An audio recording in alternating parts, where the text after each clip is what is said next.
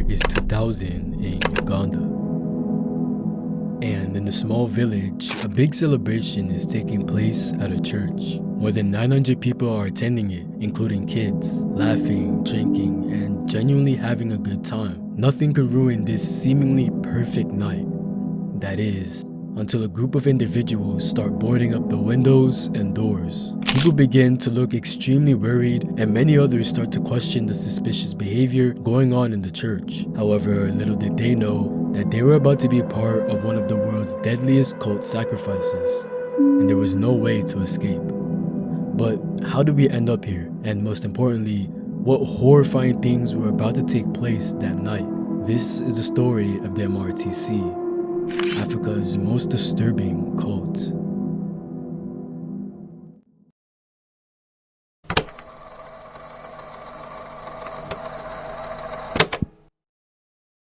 When most people think of cults, they think of a single man or woman with the power to manipulate naive minds into doing whatever they want. However, the story of the Movement for the Restoration of the Ten Commandments of God, or the MRTC for short, is a lot different. It doesn't involve just one leader, but a group of 4 very important individuals that we'll get into later. Our story begins in the year 1960 with a man by the name of Paulo Kashuku. Though there's something strange about him. You see, Paulo has been having dreams constantly about his dead daughter Evangelista, who's been telling him he would soon start seeing visions of heaven. And oddly enough, 28 years later, in 1988, that vision will come to life when Paulo claims to have seen visions of the Virgin Mary, Jesus Christ, and Saint Joseph. Inspired by this divine message, in 1989, Paulo decides that it's time for people all across Uganda to hear about the orders he received from his interactions with the Virgin Mary, and instructs his other daughter, Credonia Mwende, to spread his message. Credonia being the first of the 4 founders of the soon-to-be MRTC cult. Now, there was a specific reason Paulo chose Credonia, not just because that's his daughter, but because she too had claimed to be seeing similar visions of the Virgin Mary. She was even a part of a virgin cult, which would explain her erratic behavior and beliefs in the coming years. As Credonia is on her journey, she meets a very wealthy politician by the name of Joseph Kibwetir. Credonia and Joseph instantly hit it off, since they both had the same beliefs related to their faith, with Joseph even claiming that he had also seen the Virgin Mary in his visions just a few years prior to the 2 meeting. With all of this, the pair would decide that if they really wanted to spread their message to more people around Uganda and share their supernatural interactions with the Virgin Mary, they would need to form a group. And that is when the Movement for the Restoration of the Ten Commandments of God is officially created. But the pair didn't just want to spread a message to get people to join. That wouldn't be extreme enough. Instead, they decided to include the fact that the Virgin Mary predicted an apocalypse that would destroy the entire world, even providing an exact date for it being January 1st, 2000.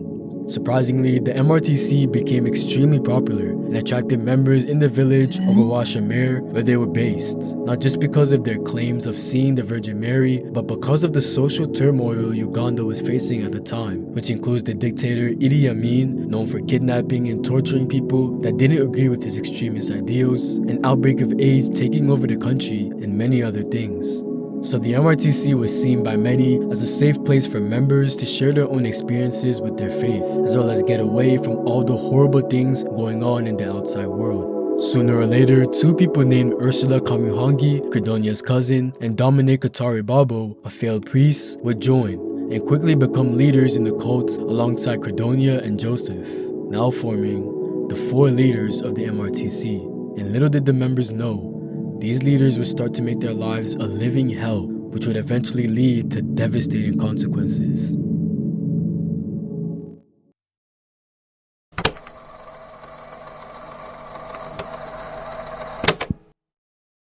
1992, and life in the MRTC is terrifying.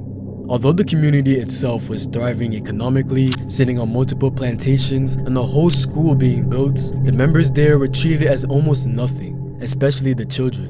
Many of them that decided to join the group had to leave their families and live in a broken down shed, sleeping on the bug-infested floors. There had even been rumors of Credonia talking about how anyone under the age of 5 was to be sacrificed for the greater good of the cult.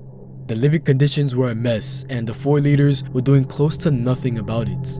Their main concern was making sure the members were convinced enough to believe that this was the only place they could be and to stay as long as possible until the inevitable apocalypse. Eventually, the MRTC's practices and conditions were so horrid that the elders in the village decided there was no other option but to force them out for good. The group would end up landing in the Kanugu district of Uganda, which in the coming years would become infamous for the tragedy that was to unfold. A few years would pass and the entire cult is in a frenzy. The leaders are desperately forcing the members to start selling any and all of their assets, leaving their families behind, confessing sins, etc. Joseph Kubwatir, the most aggressive of all the leaders, would even leave his family behind as well while preparing for the apocalypse. At last, the apocalypse date would finally arrive. January 1st, 2000. A day passes, 2 days, and eventually weeks. It was now well past the day of the apocalypse and absolutely nothing had happened, which obviously angered a number of members, leading some of them to even start rebelling against the group. Many had asked for their money back for all the assets they had sold to the group, and the MRTC was now on the verge of breaking apart entirely. At this point, the leaders had no other option. If they didn't do something about this now, they would lose everything they had built up to this point, and like most cult leaders, losing power is their biggest fear.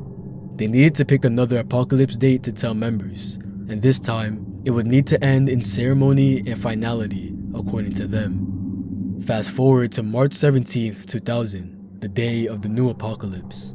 Members are told there will be a huge party at the local church, with more than 900 members attending this event.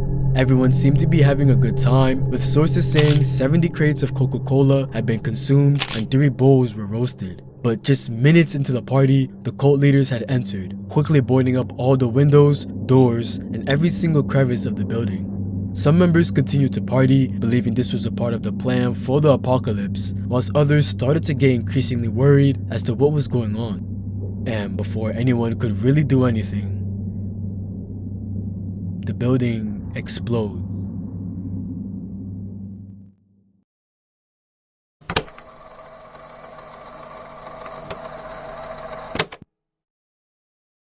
Nearby villagers hear the explosion, with the smell of smoke and stench of burnt flesh taking over the night air. Ugandan authorities rush to the scene as soon as possible, and over the coming days, the total death count continued to increase, eventually landing at over 924 dead members.